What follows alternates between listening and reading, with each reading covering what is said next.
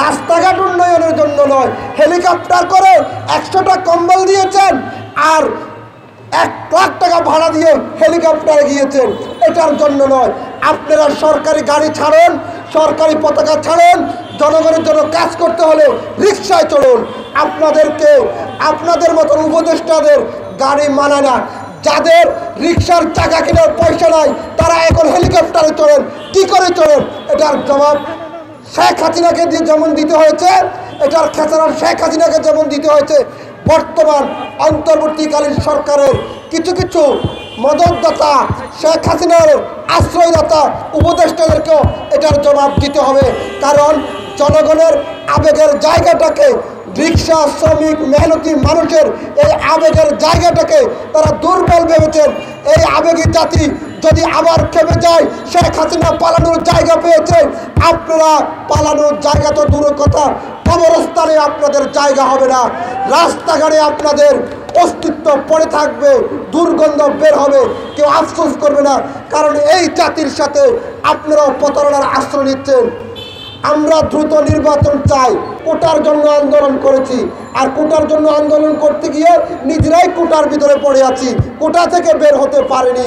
তাহলে শেখ হাসিনাকে বিদায় করে আমার আপনার কী লাভ হয়েছে, যেহেতু আমরা এখনো কোটা থেকে বের হতে পারিনি। আমি এই সরকারকে বলতে চাই, কে কি বলছে আর কি বলছে না সেটা দেখার বিষয় নয়।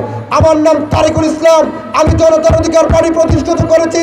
এই স্বৈরাচারী শেখ হাসিনার বিরুদ্ধে কথা বলতে আমি দ্বিধা করিনি।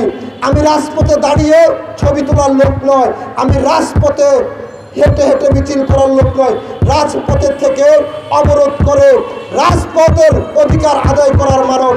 যদি আমি আরেকবার প্রতিবাদ শুরু করি, খোদার কসম খেয়ে বলছি, এই উপদেশটা আপনাদের কাউকে ছাড়তে হবে না। প্রয়োজনে মেহনতি মানুষকে নিয়ে রাস্তায় নামবো। সচিবালয় এখনো আওয়ামী লীগ আমলে যারা লুটপাট করেছে, যারা জনগণের টাকা লোপাট করেছে, যারা বিদেশে প্রচার করেছে, সেই সমস্ত লোকগুলো এখনো সচিবালয় বসে আছে।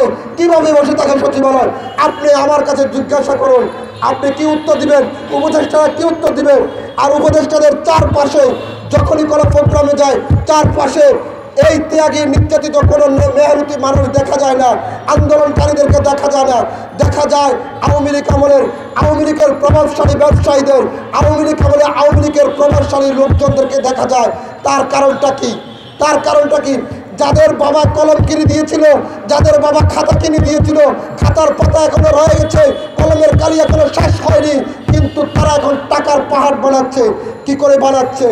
তাদের প্রত্যেকটার 5 তারিখের আগে 5 তারিখের পরের ব্যাকগ্রাউন্ড যাচাই করতে হবে, না হলে এই বাংলাদেশের মানুষকে প্রতিনিয়ত বোকা বানানো হবে। এদেশের মানুষকে আমরা আর কত ধোঁকা দেব? ধোঁকা দিতে দিতে এদেশের মানুষ আমাদেরকে বিশ্বাস করতে করতে তাদের দেওয়ালে পিঠ থেকে গেছে। আমরা যখন রাজনীতি করি, রাজপথে নামি, আমাদেরকে বলে বাটপার। কেন বলবে?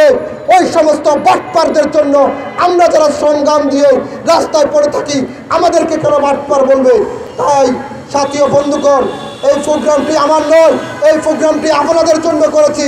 আমি আমার অধিকারের জন্য করি নাই, আমি এমপির জন্য করি নাই, মন্ত্রীর জন্য করি নাই, কোনো মিনিস্টার বাংলাদেশে আমি চাই না।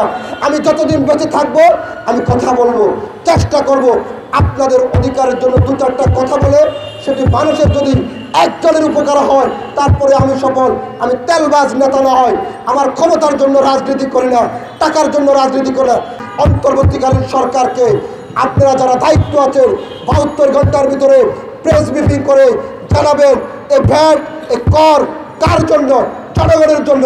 তাহলে সেই জনগণ রাস্তায় নেমে আমাদেরকে মুক্ত বাতাসে ঘুরার সুযোগ করে দিয়েছে, আপনাদেরকে মন্ত্রিত্ব চেয়ার দিয়েছে, আপনাদেরকে প্রাকবাহী গাড়ি দিয়েছে। আপনারা সেই সাধারণ মানুষের উপর কর, ট্যাক্স, ভ্যাটস বসিয়েছেন। ভারতের পক্ষ হয়ে দালালি করে দেশের বিরুদ্ধে ষড়যন্ত্র করেছেন।